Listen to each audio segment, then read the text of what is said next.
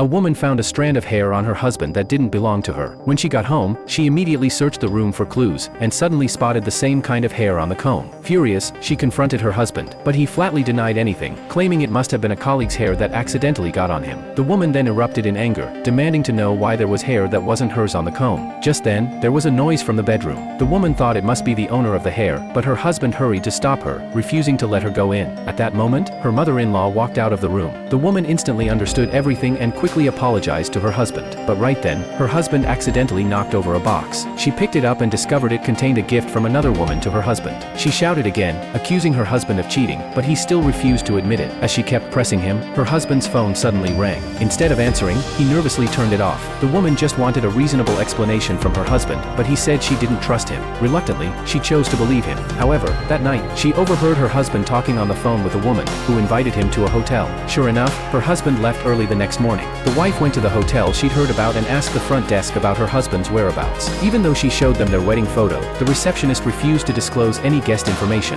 She then went to a shop across from the hotel, and the owner told her she'd often seen the husband entering with a woman and a child. At that moment, her husband suddenly appeared at the hotel entrance. The woman rushed toward him, but she didn't have a room key. She told the security guard that the man who had just checked in was her husband, lying that she'd forgotten to bring her room key. Once they found her husband's room number, she held up her phone and went to the guest room door, planning to record evidence of her husband's betrayal. She stood at the door, ready to capture proof of his infidelity on video, but when she burst into the room, she saw the scene.